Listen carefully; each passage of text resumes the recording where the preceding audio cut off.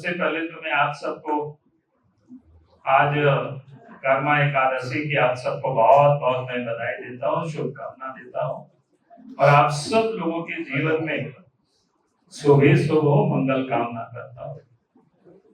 क्योंकि आज हम सब लोगों के बीच इस सादे समारोह में उपस्थित है प्रदेश के प्रभारी और राष्ट्रीय उपाध्यक्ष और राज्यसभा में दल के मुख्य सचेतक डॉक्टर लक्ष्मीकांत वाजपेयी जी और इस ज्वाइनिंग समिति के चेयरमैन और प्रदेश के पूर्व अध्यक्ष,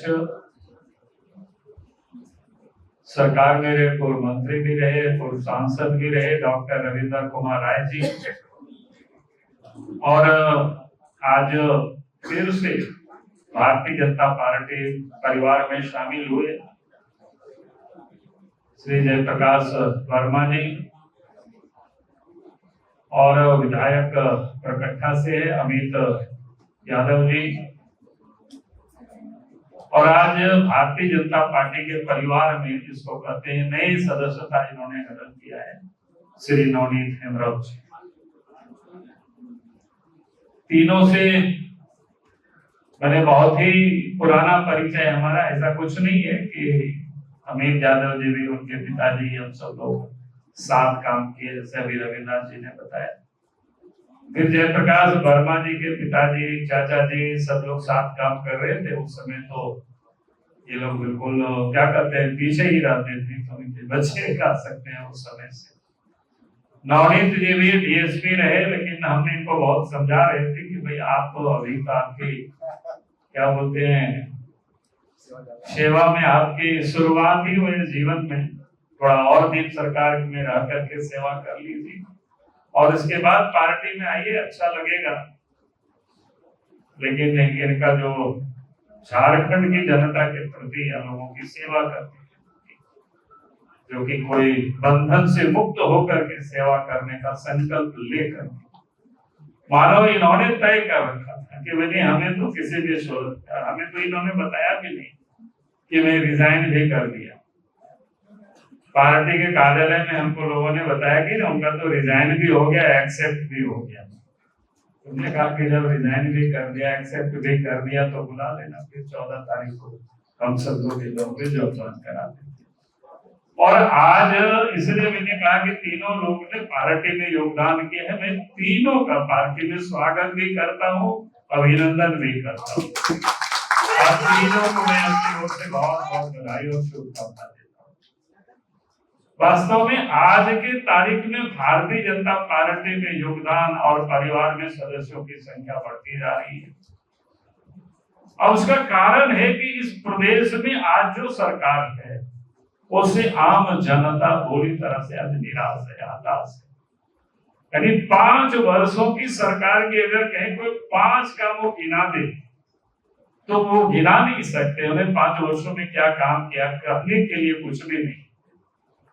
बातें बड़े बड़े करते हैं लेकिन काम उन्होंने कुछ किया नहीं, बल्कि काम किया नहीं लेकिन कमाया जरूर, अपनी तिजोरी को खूब भरा ही ना। आज सरकार तो कांग्रेस, जेएमएम, राजद इन लोगों की सरकार है, तो इसलिए मैं बार बार कहता हूं कि ये सरकार, ये जो परिवार और पैसे की लिए ही ये लोग राजनीति करते हैं, चाहे कांग्रेस पार्टी हो चाहे झारखंड मुक्ति मोर्चा हो। अब तो पति पत्नी तक की, पहले लालू यादव की पार्टी को ही हम लोग पति पत्नी और परिवार की मानते थे, अब तो इनका भी यही हाल। तो ये आज इस प्रदेश की स्थिति है। राज्य में जो कानून व्यवस्था है वो किसी से छुपा हुआ नहीं है, मां बहनें आज इस प्रदेश में सुरक्षित नहीं है। आज इस राज्य के अंदर में जो सरकार का काम था कानून व्यवस्था जिसका बनाना, लेकिन आज वास्तव में उन लोगों को टूल्स की तरह सरकार उपयोग कर रही है। यानी जिसका काम था राज्य में कानून व्यवस्था को ठीक करना, उन लोगों को अगर हम कहे तो अफसरों को वसूली में लगा रखे। ये राज्य की बड़ा दुर्भाग्य स्थिति है।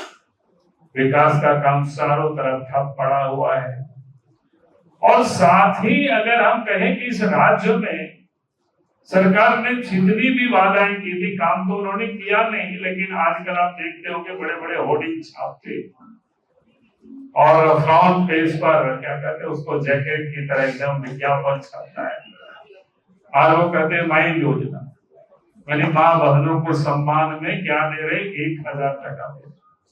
हमने हेमंत सोरेन जी से कहा कि हेमंत सोरेन जी, अगर आपको यही देना था तो आप पिछले 1 वर्षों से देते, 5 वर्षों से देते, लेकिन चूंकि इनको देना नहीं है, ये झारखंड की जनता भी अच्छी तरह से जानती है, यहाँ की माँ बहनें भी इस बात को समझ रही है कि हमें देने वाले नहीं है, क्योंकि सामने चुनाव है और चुनाव में उनको वोट लेना है, और इस कारण से लोगों को अभी 1,000 दे रहे हैं, चाहे अगस्त में दिए, सितंबर देंगे, अक्टूबर नवंबर में तो चुनाव ही होना है, 2-3 महीना में काम बन जाएगा और फिर सत्ता में बैठेंगे। बाद में तो पहले भी इन्होंने झूठ बोला है, पहले भी जनता को ठगा है, उसकी अगर अतीत को आप देखें, पहले भी उन्होंने कहा था कि उनके घोषणा पत्र में कि 72,000 रुपया साल में गरीबों को, माँ बहनों को 2,000 रुपया महीना चूल्हा खर्च देंगे।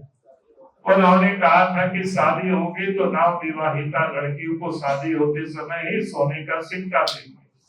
उन्होंने कहा था कि जो बुजुर्ग है और विकलांग है और फिर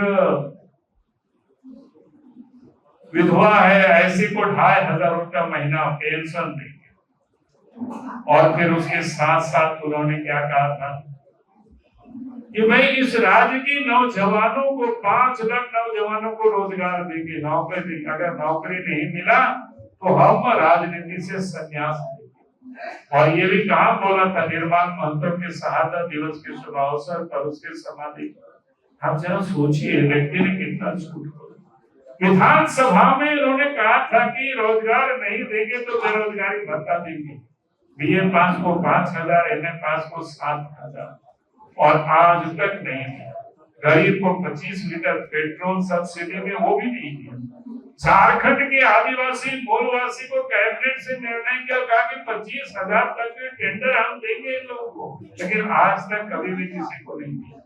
तो लोग इसको अच्छी तरह से जानते हैं। चुनाव के समय आपाधापी कर रहे, अभी आप देखिए नियुक्ति तो इन्होंने दिया नहीं, लेकिन अभी जो उत्पाद विभाग में सिपाही की बहाली के नाम पर जॉब तो नहीं मिल रहा है, लेकिन मौत मिल रहा है लोगों को। जिस प्रकार से अव्यवस्था है, आज भी हमें कई लोग बताया कि आज भी मृत्यु हो गई, हमें लगता है उस समय 15, अब तो शायद 16-17 हो गया होगा।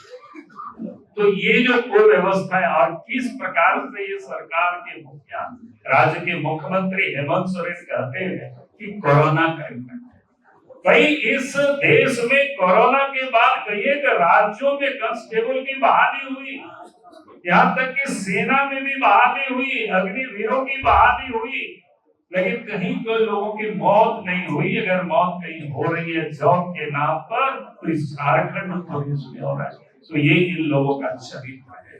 कांग्रेस पार्टी आप देख रहे हो कि आज उनके नेता दुनिया भर में घूम रहे हैं, भारत की विकास उनको अच्छा नहीं लग रहा है, चाइना की बात करते हैं। तो हम तो कहेंगे कि कांग्रेस पार्टी के जो युवराज है, साहबजादे हैं, उनको बताना चाहिए कि वहां के तानाशाह भी उनको पसंद है क्या, वहां तो कोई डेमोक्रेसी नहीं है, वो भी उनको पसंद है क्या उनको।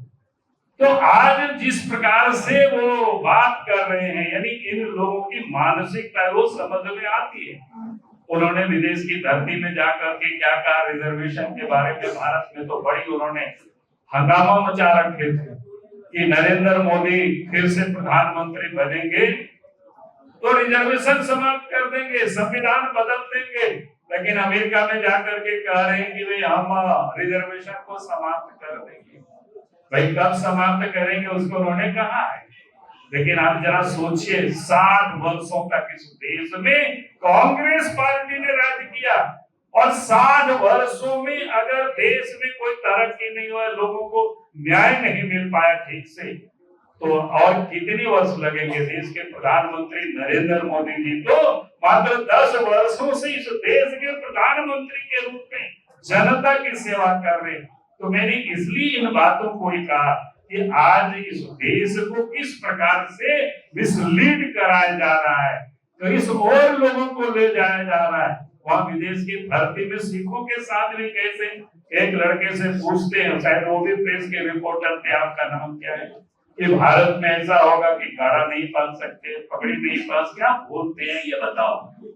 अगर सिखों के साथ किसी ने कोई अत्याचार किया 1984 में, तो कांग्रेस पार्टी के लोगों ने किया था। उस समय सिख समाज के लोग पगड़ी पहनने में डरते थे, कड़ा पहनने में डरते थे। अगर ये हजारों लोगों की हत्या किसी ने की थी, कांग्रेस पार्टी के लोग। और आज दुनिया भर में घूम घूम करके इस देश के जो शहजादे अपोजिशन के लीडर है और दुनिया भर में इस देश को बदनाम कर रहे। और इसलिए हमने कहा कि ये जो कांग्रेस पार्टी है, ये जो झारखंड मुक्ति मोर्चा है, ये जो राष्ट्रीय जनता दल है, इन लोगों को न देश से प्रेम है, न देशवासियों से प्रेम है, न आदिवासियों से प्रेम है, न आदिवासियों से दर्द है। इनको तो सिर्फ लूटना ही आता है। और इसीलिए आज मुझे खुशी है, ये लोग अपने परिवार में शामिल हुए, भारतीय जनता पार्टी के योगदान दिए, तो निश्चित रूप से झारखंड में भी अब आने वाला कल भारतीय जनता पार्टी के नेतृत्व में सरकार बनेगी और डबल इंजन की सरकार होगी और विकास की रफ्तार अब तेज होगी झारखंड में भी। इन्हीं शब्दों के साथ फिर से इन तीनों का मैं स्वागत अभिनंदन करता हूँ। बहुत बहुत धन्यवाद।